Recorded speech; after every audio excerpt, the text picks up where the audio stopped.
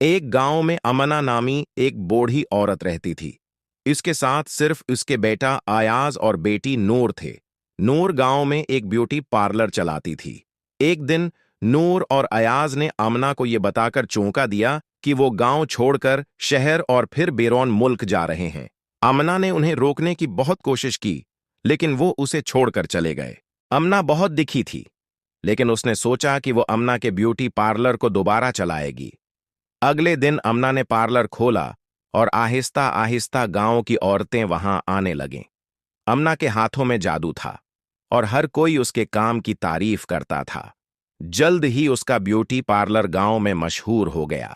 एक दिन ईमेल ए मालिक नवीद अपनी बेटी की शादी के लिए अमना के पास आया और मेकअप करवाया, लेकिन बाद में उसने इल्जाम लगाया कि अमना ने उसकी बेटी के चेहरे को खराब कर दिया है। गुस्से में आकर ईमेल ए ने अमना का पार्लर बंद करवा दिया। बाद में आमना को पता चला कि गांव की इकरा और आमना की बूढ़ी मुलाजमा आयशा ने खराब करीम देने की साजिश की।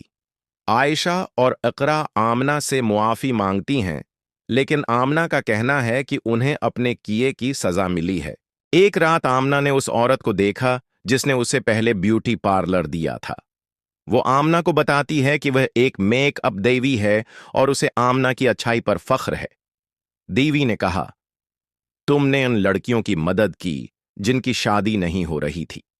अब ये ब्यूटी पार्लर हमेशा के लिए तुम्हारा रहेगा। ये कहकर देवी गायब हो गई।